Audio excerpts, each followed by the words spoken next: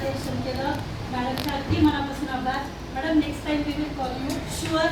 आणि next time madam आल्यानंतर जास्तीत जास्त मुली बोलतील अशी अपेक्षा धरते. बोलाल ना? का नाही? बरं तुमच्या मॅम मला म्हणाले विचारणार प्रश्न? आणि मॅमचा शब्द तुमच्या जवळ आहे. नाही विचारलं तर मग मी मॅमलाच बोलणार. मॅम तुम्हीच सांगितलं.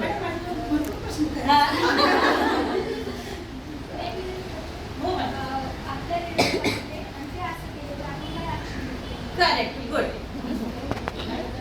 आपले रिलेटिव्ह असले आणि जर कधी असं काही घडलं, ठीक आहे, आता त्याच्यामध्ये बघा काय होऊ शकते काही वेळेस आयदर या तर आईकडले रिलेटिव्ह असतील म्हणजे मामा वगैरे किंवा वडिलांकडले काका वगैरे, ठीक आहे. तर सगळ्यात पहिले आपल्या आईला कल्पना द्यायची. मामा असतील किंवा आईच्याकडले रिलेटिव्ह आहे तरी सुद्धा, पण आई काही वेळेस काय म्हणणार, शक्यतो कुठलीही आई ही गोष्ट सहन करून घेणार नाही, ठीक आहे. पण अपवाद म्हणून जर कधी आपण धरलास, आई म्हणजे गप्प बस, मी बोलते, असं काहीच हे करायचं नाही, हा गप्प, काही कोणाला सांगू नको, मी बोलते त्याच्याशी, असं झालं तर मग भाऊ बहीण किंवा आणि कोण जे तुम्हाला वाटतं मावशी आहे, ठीक आहे, जो घरात ह्या गोष्टीला खूप जास्त एक्सपोजही नाही करणार आणि समजावून सांगेल, ठीक आहे. त्याच्यानंतर घरातलं वातावरण बघायचं की कसं काय इझिली नाही तो मामा असं करू शकत नाही, तो किती आहे, किती लक्ष ठेवतो, तो तुला एवढे कपडे आणून देतो, तो असं करतो आणि तो त्याच्याबद्दल असं विचार करते. त्यावेळेस काय करायचं, आता टेक्नॉलॉजी मोबाईल आपल्याला सगळ्यांना माहिती आहे, ठीक आहे.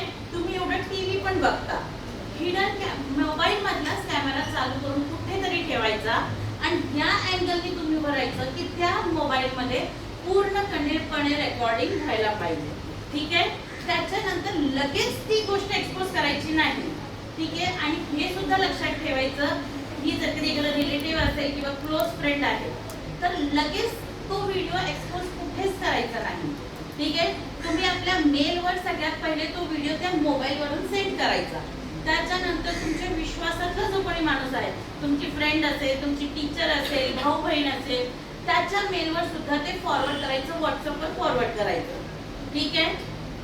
जर कधी तुम्हाला ते अनसेफ वाटतंय, घरातलं मॅटर आहे तर ते डिलीट करू शकता आणि नाही तर मग त्याच्यानंतर परत एकदा चर्चा करा आई वडिलांची की आई मी तुला सांगितलं असं आज परत तसं झालं, ठीक आहे. मग आई म्हणजे असं काही नाही, अगं आई मला नव्हतं माहित, पण बघ मी तुला एक सांगू का, मी तुला दाखवलं तर तू ते विश्वास ठेवशील का त्याच्यावर. मग त्याच्यानंतर ती रियालिटी आईला दाखवायची.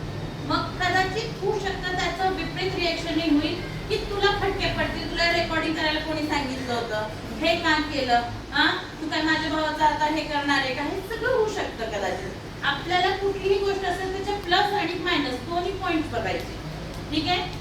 जर कधी असं काही झालं, ठीक आहे, तुम्ही लहान नाहीये, ठीक आहे, लगेच घरच्यांची एक दोन जणांची सल्ला घ्यायचा, नाही झालं तेवढं हिम्मत ठेवायची, स्ट्रॉंग व्हायचं आणि लगेच पोलीस स्टेशनला जायचं.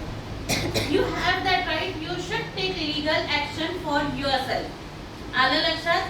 सगळ्या मुलींना तो अधिकार आहे, तुम्ही लीगल ऍक्शन घेऊ शकता आणि तो जो तुमच्याकडे पुरावा आहे तो दाखवून पोलीस लगेच त्याला अरेस्ट करतील, ही तुमची राईट आहे. आलं लक्षात? बट विदाउट एव्हिडन्स लगेच नाही बोलायचं.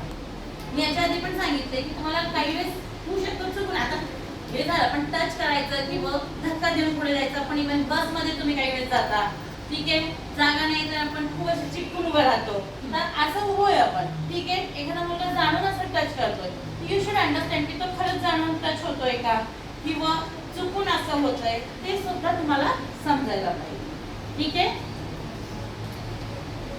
आणि काही बेटा क्वेश्चन?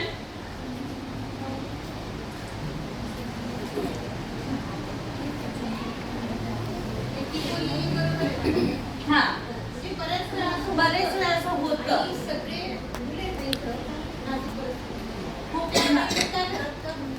हे असणार, त्यामुळेच मी म्हटलं, कारण की आणि बरेच वेळा असं होतं की आई सुद्धा तुम्हाला दाबते किंवा लगेच हे करते, राहू दे. हा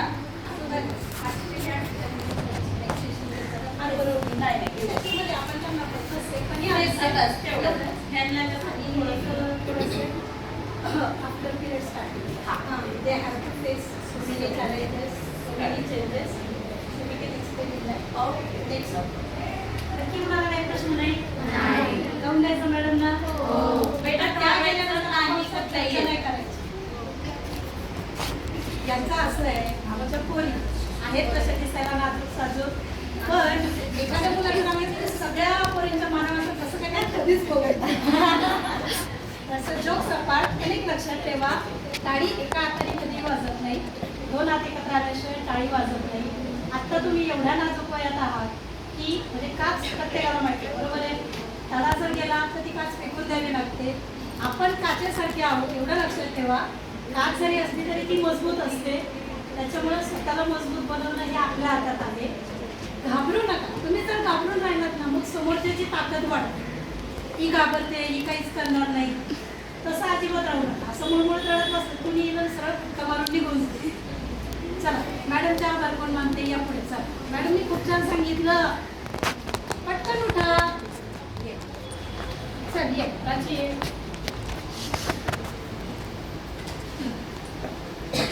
देशपांडे मॅडम. देशपांडे मॅडम. आज आपल्यासाठी safe unsafe good touch bad touch याबद्दल माहिती देण्यासाठी पल्लवी देशपांडे मॅडम आल्या होत्या आल्या आहेत. तर त्यांनी खूप छान माहिती सांगितली. ऑब्विसली तुम्हाला सगळ्यांना समजली असेल आणि तशा प्रकारे आपण वागणं पण पाहिजे. आणि आता टीचरनी जसं सांगितलं आपण कसे होते त्यांना जास्त माहिती आहे. तर त्यामुळे आमच्या जास्त संपर्कात त्यामुळे आपण जास्त तर घाबरलं नाही पाहिजे की अशा सिच्युएशन मध्ये फर्स्ट थिंग आणि तसं सांगितलं माहिती आहे ना बाई. आपण फेस केलं पाहिजे तशा गोष्टी. कारण आता